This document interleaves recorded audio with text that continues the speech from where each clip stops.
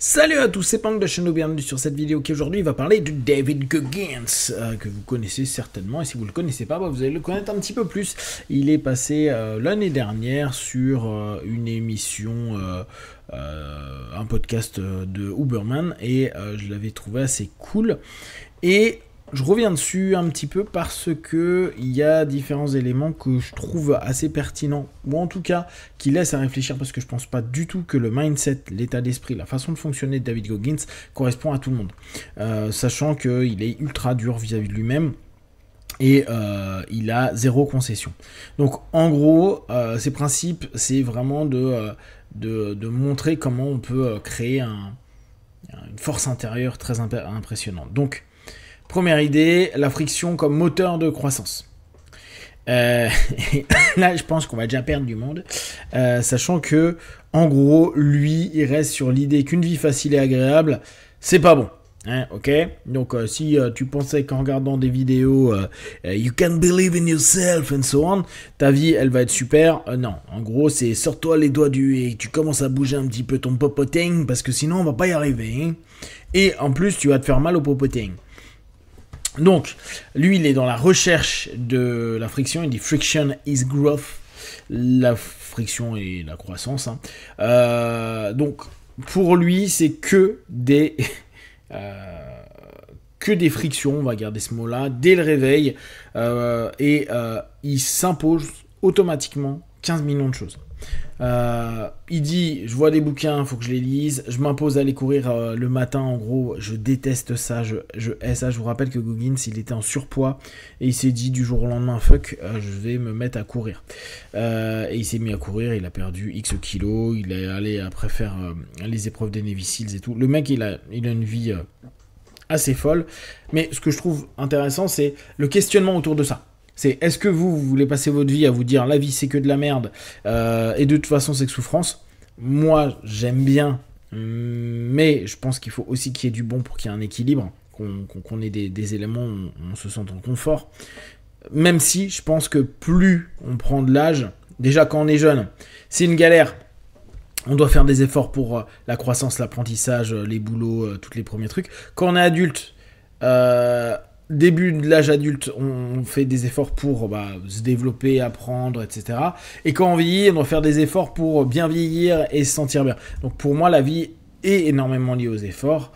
Là-dessus, je m'y retrouve. Maintenant, lui, il est que dans une forme de masochisme constant.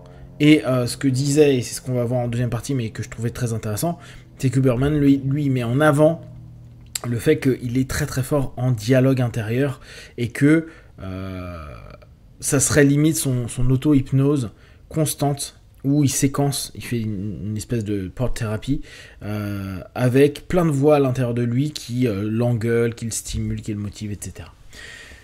Donc volonté développée par la souffrance, il insiste sur le fait que la volonté n'est pas un don mais une compétence construite.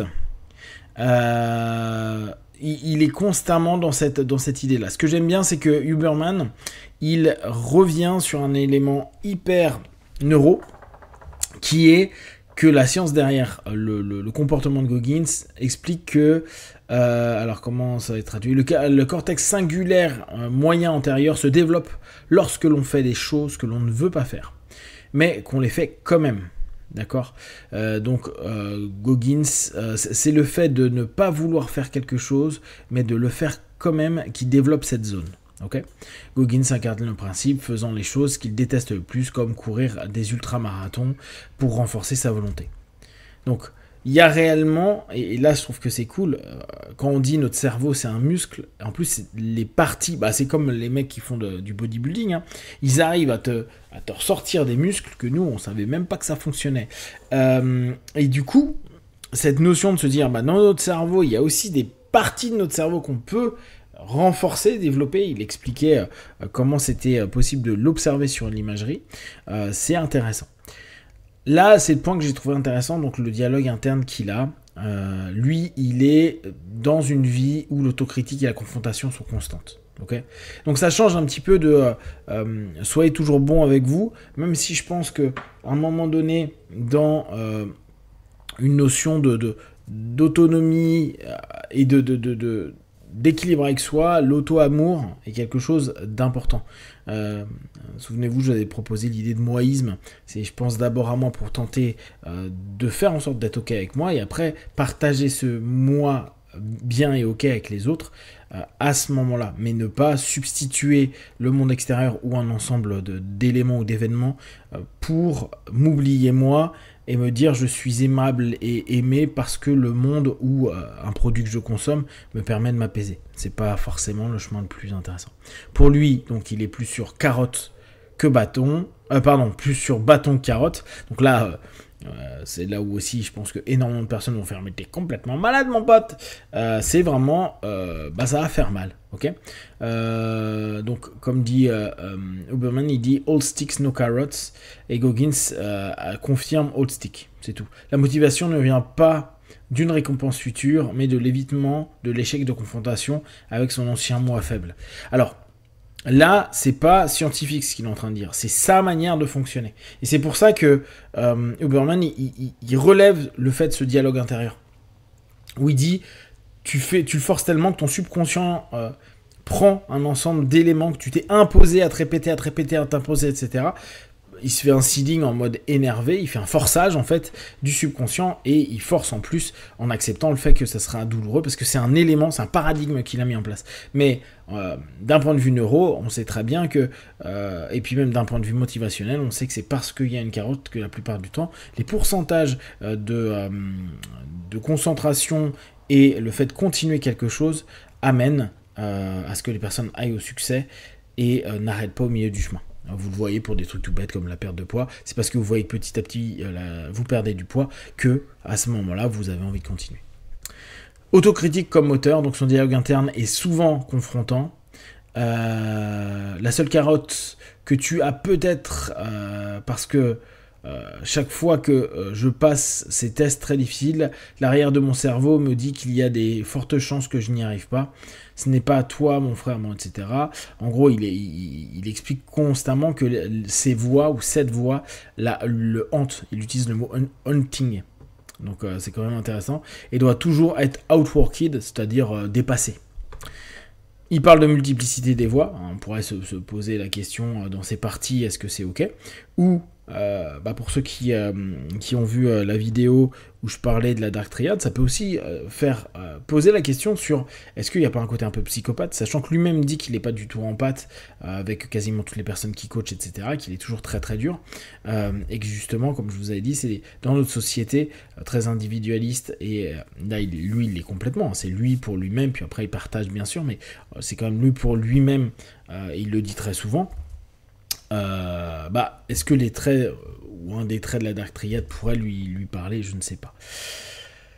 Donc, en tout cas, il y a ce côté peut-être, là, ce coup-ci, ça serait pas psychopathe, mais schizophrène, ou en tout cas des phases schizophréniques. Donc, pour lui, il n'y a pas à s'inspirer des gens, il est beaucoup en train de dire arrêtez de dire Goggins a dit, Robbins a dit, Huberman a dit, etc. Les gars, auto-inspirez-vous. Donc, bougez-vous les fesses et n'attendez pas des autres. Lui, il a une notion qui va encore au contraire de la notion normale de l'humain qui est la sociabilisation, même s'il y a beaucoup de personnes qui aiment la solitude, c'est pas un problème. Mais lui, il est sur solitude du processus, son parcours est intrinsèquement solitaire, d'accord. Il ne demande pas de coach, il ne demande pas d'être tiré par des gens, il ne demande pas de... C'est lui-même. Il y a un côté, si on revient sur la Dark Triad, un peu narcissique, moi seul, et je suis génial par moi-même, et fuck you les autres, d'accord. Absence de hack, donc là aussi, moi je trouve que c'est des discours qui sont cool à écouter. À ce niveau-là, il n'y a pas de raccourci, quoi. Arrêtez. Je vais vous expliquer les 5 choses qui fonctionnent le mieux pour ta gueule. Ça peut pour certains. On sait que on généralise tous quand on papote. Il y a pas de. En gros, dis-toi, il n'y a pas de hack. Bouge-toi le derrière. Les mots qu'ils utilisaient beaucoup, qui est beaucoup revenu, c'est le process. Ils avaient un autre mot, mais là je l'ai oublié. Mais cette notion de process, de dire en gros, faites confiance au processus. Il y a des milliers de personnes avant vous qui ont fait le processus, faites confiance au processus. Et ouais, mais moi je suis différent, ta gueule. Fais le process, fais-le pour un long moment. Là, j'écoutais d'autres gars qui disaient arrêtez de limiter dans le temps, genre ouais, mais je l'ai fait pendant un mois. Faites-le. Ouais, c'était. Comment il s'appelait ? bon, c'était un vieux speaker des années 70, qui disait en gros massive action. Faut que ce soit énorme. Tu le fais, c'est pas 30 jours, tu le fais 6 mois. Allez, ta gueule, et tu verras après si le process est ok ou non ok. C'est un peu excessif, mais ça vous donne un peu l'idée de non, vous n'aurez pas du feedback tout de suite, et oui, ça va être dur, et oui, c'est chiant, et peut-être tu auras un feedback qui est positif. Bon, après, il utilise... Bon, ça, on s'en fout un peu. Donc, il est tout le temps dans l'extrême. Ça, c'est aussi intéressant, ce qui prouve aussi que les personnes qui cherchent constamment l'harmonie, etc., c'est une bonne voie, et je pense que c'est une des plus justes, mais qu'il y a beaucoup de personnes qui arrivent... Alors maintenant, j'attends de voir comment Goggins va mourir, hein, et je me demande parfois si, dans ce qu'il dit, il prend pas des suppléments smoothie plus, pas forcément sains, dans sa vie. Il dit que non, donc tant mieux, mais est-ce que ça va tenir sur les dizaines d'années à venir, plus il va vieillir, etc. Ça, je suis intéressé. En tout cas, il est dans un rejet du confort et de l'équilibre. Sa plus grande peur, c'est d'être dans du confort, en gros. Il va pour la croissance personnelle des relations, donc il dit que lui-même, il est issu il est déséquilibré par rapport à sa famille. Bon, c'est pas un des trucs où il est le mieux, donc on comprend, parce que s'il est ultra centré sur lui, au bout d'un moment, la famille, ça devient un peu compliqué. Tout ce dont ils ont besoin pour qu'ils me foutent la paix, donc en gros, il paie tout pour qu'on le laisse tranquille. Vous voyez le côté, quand je reviens sur cet aspect un peu narcissique, voire très narcissique, c'est j'ai créé un système, mais en fait, ce système me fait chier, mais là encore, hein, je subis, mais je fais tout en gros pour que ça me pèse pas trop. Pas de compromis avec soi-même. Donc là, will never ever compromise. Ok. Le secret de la force, sa capacité à faire ce qu'il déteste le plus, comme courir des centaines de kilomètres sans sommeil, et la preuve de sa volonté. Ok. Bon. Ah ouais, alors après, ils nous ont parlé d'un truc qui était l'authenticité. Comme étant un élément de la conquête de soi, affronter la vérité laide, ce qui est plutôt intéressant. On va se dire, je vais aller regarder mon dark side. C'est très jungien, hein. N'hésitez pas à aller voir vos ombres, n'y restez peut-être pas forcément ad vitam, hein, parce que peut-être que ça peut pourrir aussi votre vie, mais c'est pas inintéressant. Confrontation avec ses faiblesses, passé douloureux. Bon, si vous êtes intéressé par le travail sur vous, vous êtes déjà en train de le rencontrer. Arrêtez de se mentir. Donc lui, il expliquait qu'il mentait pas mal. Donc l'authenticité, la récompense de son cheminement difficile. En gros, il disait souvent que la plupart du temps, les gens, ils vont raconter des histoires de ce qu'ils aimeraient être plutôt que dire honnêtement ce qu'ils sont, parce qu'ils n'approuvent pas ce qu'ils sont réellement. C'est intéressant comme feedback. Et bon, là, un grand classique, pas si simple à faire pour énormément de personnes, c'est en gros indifférence sur l'opinion extérieure. Alors moi j'ai toujours envie de dire, ok, donc fais absolument tout ce que tu veux, tout le temps, en n'ayant rien à battre de ce que font les autres. Or, même les personnes qui disent j'en ai rien à faire, tu vas voir qu'il y a plein d'éléments psychosociaux, ne serait-ce que s'habiller, que certains éléments mais ultra communautaires, quoi, liés à la communauté, qui vont être faits, ce qui prouve que l'adhésion ou l'accord potentiel est encore attendu, même peut-être un tout petit niveau, mais qu'il existe encore. Donc en gros, son processus a rendu imperméable aux critiques. Ça par contre c'est intéressant, vous allez être critiqué, on va vous cracher dessus, on va vous dire plein de trucs par rapport à ce que vous décidez, choisissez, etc. Et effectivement réussir à dire, bon bah faut être imperméable, ou en tout cas savoir que c'est là, mais ne pas croire qu'à un moment ou un autre, vous allez pouvoir passer outre. C'est juste se dire, bon bah il pleut, tu vas être mouillé, mais c'est pas la fin du monde. Voilà, donc Goggins, c'est un mec qui est assez intéressant, je vous dis, il n'est pas forcément toujours apprécié, mais il a des aspects et une logique de philosophie qui est intéressant. Est-ce que vous avez déjà lu les bouquins de Goggins? Ça, c'est intéressant à voir, ou regarder ses speeches. Et est-ce que il vous saoule à toujours gueuler sur les gens et les embrouiller, à aller dans faites-vous mal ad vitam aeternam? Ça c'est une grande question, parce que c'est vraiment l'image qu'on peut avoir de ce gars-là et qui court tout le temps. Voilà. Si vous avez des questions derrière moi, vous les partagez sur Facebook, YouTube, j'y répondrai le plus rapidement possible, comme d'habitude, de tout ce que je propose. Comprenez que ce qui est bon et juste pour vous tester, observer, analyser, conclure. Be one. Ciao.